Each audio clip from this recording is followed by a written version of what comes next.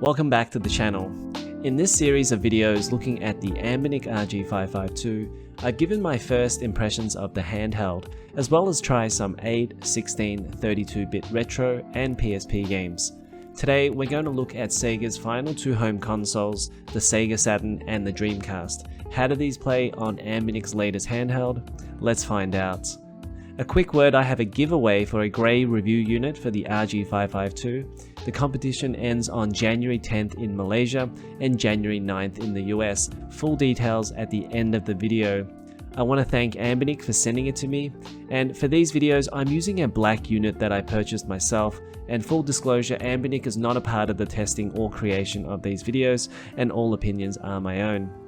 If you like these videos, hit that like button, and we have more RG55 content coming soon, including a look at Nintendo systems, so make sure you're subscribed to get those videos. Here are the tech specs for the Anbernic RG552. I've gone through them before, so I won't go over them again, and you can pause the video and read through it yourself.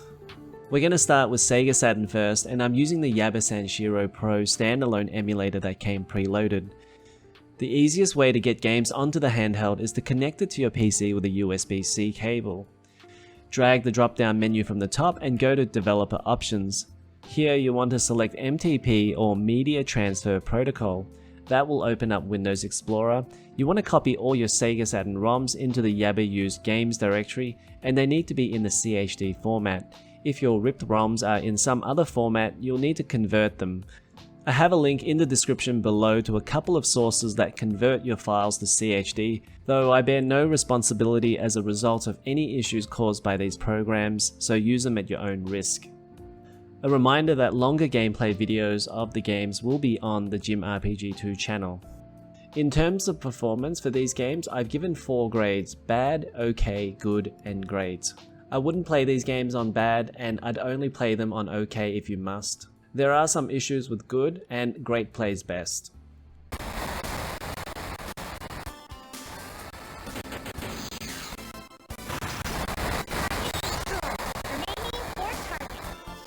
The first game we're starting with is Bulk Slash, and I'm really excited to talk about this one because a friend of mine worked on the English fan translation last year and was just recently released. This is a half mech, half fighter jet game where you're flying around the city destroying enemy artillery installments and giant robots. The game performance with the English patch works great, and the localization effort from what I have played early on has an amazing production value. It has an English dub for all 7 navigators, and have a listen to the superb voice acting here by Edo Bean as Leone. I'm here to help, Chris. Launching operation. Straight ahead.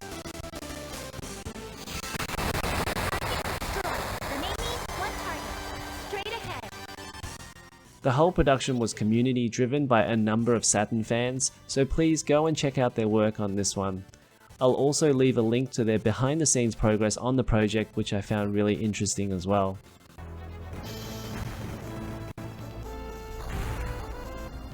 I wanted to try something a bit different, so this is Crusader No Remorse, a PC port on Saturn.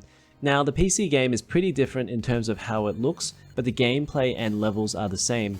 This game actually runs really well on the Yaba Sanshiro emulator. The only thing I'd say is just about any PC today would run the old PC version, and that's still the best way to play this. The controls here feel a bit dated, but the good news is that there are 2 control schemes, absolute and relative. Absolute is where pressing up on the D-pad will move the character up on the screen, and relative is where pressing up on the D-pad will move the character forward.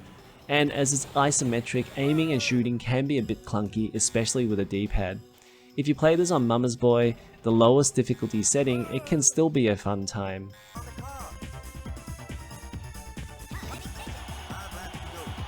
I'm testing 3 different versions of Daytona because I wanted to see the differences between them. Arguably there's more than 3, as there's the Japanese versions too, but we'll save those for another video. Let's start with the first release, Daytona USA, and there's no reason to play this except just to see how it runs. This runs at 20 FPS, and I'm going to guess that's how it plays on original Saturn hardware.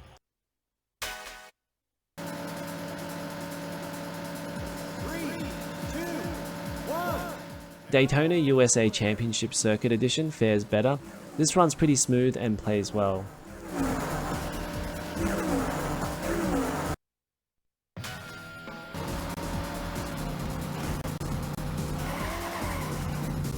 There's also Daytona USA Netlink edition, and I actually had a little trouble running this at first. To get this to work, I had to change the cartridge settings to Netlink. To the naked eye, I believe this runs smoother than Championship Circuit Edition, but I think both play fairly well.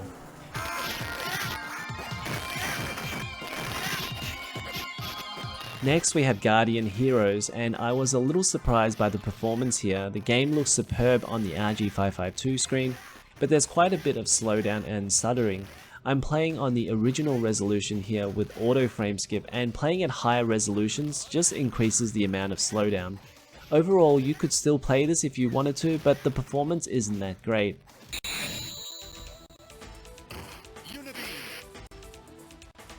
This is Marvel Superheroes, a Capcom fighter. The game is awesome, however, like Guardian Heroes, there's quite a bit of slowdown, and I'm playing at the original resolution with auto frame skip, and no matter what settings I chose, I couldn't make it any better.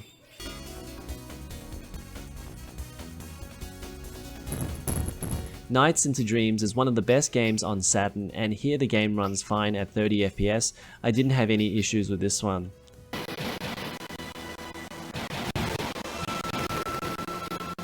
Panzer Dragoon is an interesting one. In the top left hand corner, the FPS counter shows 60, however the VDP one is around 20.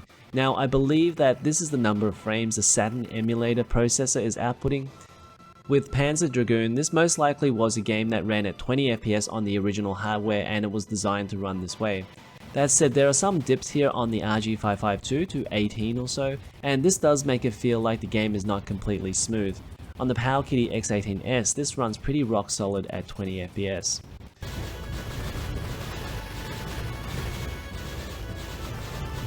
Panzer Dragoon 2 on the other hand runs great at 30 FPS. I played 2 levels of this, and even when the scene gets pretty demanding in the second level, the game runs fine.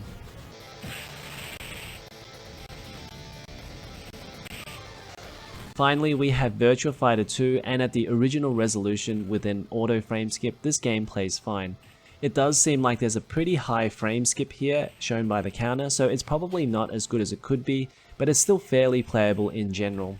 One thing about these Saturn games is that they look real good at their original resolution on the 5.3 inch screen.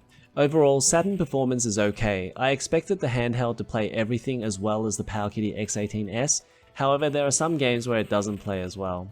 Let's turn our attention to Dreamcast games, and I actually had a little bit of trouble getting Redream working to begin with. Redream is preloaded onto the device, but I couldn't access my premium version. I deleted the default version and loaded the version from Google Play Store, which let me upgrade to the premium version, but then I found I had issues with the controls which would auto-scroll on the D-pad to the right, making everything unplayable. I found a really bizarre fix where I loaded a very old version of Redream, version 1.0.39, which didn't have this issue. Then I reloaded the latest Google Play Store version over the top, and that let me upgrade to the premium version, and it didn't have that control issue. In terms of getting games working with the emulator, it's very easy. You can store them on a micro SD card, then just point Redream to that directory. Here my SD card is actually called DFB5-1AFF, and you can browse for this when you click Add Directory, so you just have to look around and find it. Let's go! Yeah, I got it.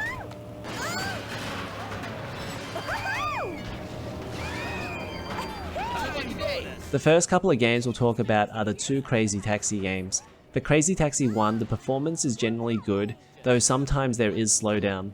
That said, the emulation here is better than the PSP version under PPSSPP. The cars feel like they drive as they should, and that's the most important thing.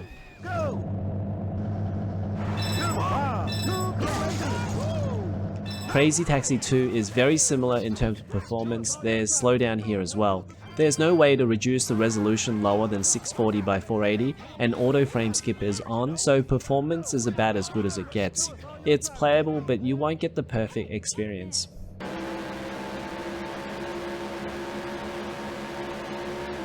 I wasn't happy with Daytona USA on the PowerKitty X18S, and I thought part of it might actually have been the very average analog sticks on the stock firmware.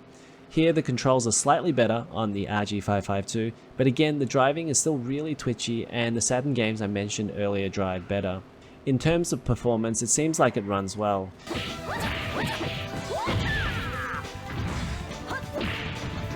Dead or Alive 2 is one of my favorite fighters, though I prefer the PS2 version because it has a lot of extra features. Unfortunately, it runs slow here even on the original resolution and auto frame skip, and in general I would say the performance is okay, bordering on bad. Increasing the resolution just makes the performance worse.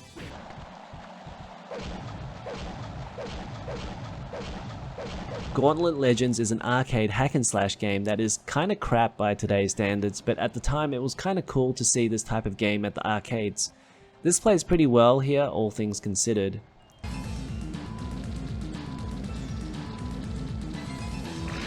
Gigawing is an awesome shmup and it plays pretty well on the RG552. It also suits the screen aspect ratio here really well as it's wider than a lot of other shmups.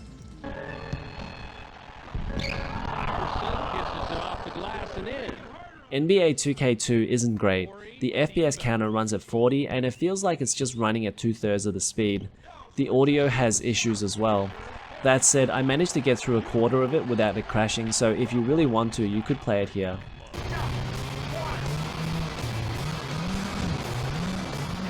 SEGA Rally Championship has some slight slowdown and the FPS varies from 50 to 60. This was the US version and it's possible PAL ROMs could run better as they wouldn't run higher than 50 FPS, but I didn't try them. There's also some audio crackling here as well. It's playable, but it's not running at its best.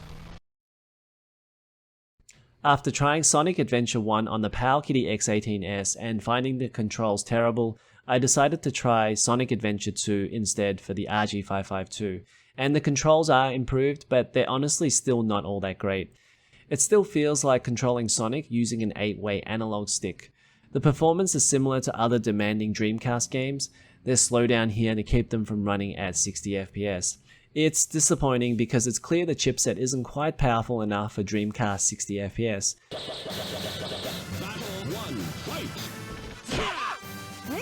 SoulCalibur is pretty close, though I'd only rate this as good. There's some minor slowdown here and there, and it is noticeable once you play it on stronger processors.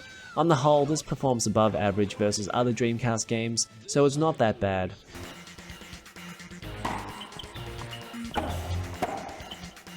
Tennis 2K2 plays fine at the original resolution and with an auto frame skip. There's a touch of slowdown here and there, but I'd say performance is pretty good. That said, I'd play the PSP version over this one given its native widescreen, but this is a good alternative.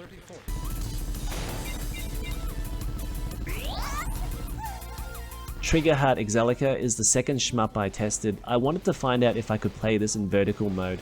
There is a rotate screen option within the game, but neither the firmware or apps I installed allowed me to rotate the screen on the RG552.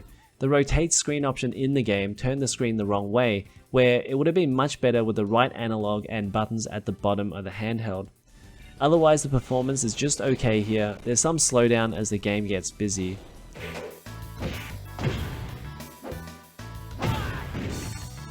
Finally, Virtua Fighter 3TB runs the best of all of the Dreamcast games I tested. I didn't have any issues with this one, and this runs at 60 FPS without any slowdown. Overall, I have to be honest, I expected a bit more performance here from the RG552 on Dreamcast and Saturn. I expected this to play everything without issue on the Rockchip 3399, but it seems it's just a step below that, with some games on Saturn having slowdown, while on Dreamcast, more often than not, games fell short of smooth 60 FPS. It's still okay if you're not too picky about Saturn and Dreamcast and you just want to casually play some of these, but it's not quite there if you want them perfect. That's going to be it for this one. In the next episode, I'll look at Nintendo systems on the RG552, so make sure you're subscribed for that. And now for details of the RG552 giveaway. For your chance to win this grey Anbernic RG552 handheld, all you have to do is follow 3 simple steps. First, like the video and subscribe to the channel if you haven't already. Secondly, join the Gym RPG Discord server, and this is so I can direct message the winner and organize shipping. To join, copy the invite link from the description, click the plus icon and paste the link and hit the join server button. Next, you need to hit the complete button at the bottom of the screen. Tick that you have read the rules and press the submit button. Now just one more step, click the verify channel, read the rules and click the green tick reaction icon to unlock the other channels. Thirdly, you'll find a competitions channel, and here I want you to tell me what topics I should talk about in 2022 and write me a message less than 100 words. And that's it, you'll be entered into a random draw for the RG552. The competition closes 10th of January 2022, 11:59 AM Malaysian time. The winner will be revealed in the RG552 final thoughts and review video, and I will sponsor $50 towards worldwide shipping, any remainder to be borne by the winner, otherwise the handheld will go to a backup winner. That's going to be it for this one. I hope you enjoyed the video and I look forward to seeing you guys in the next one.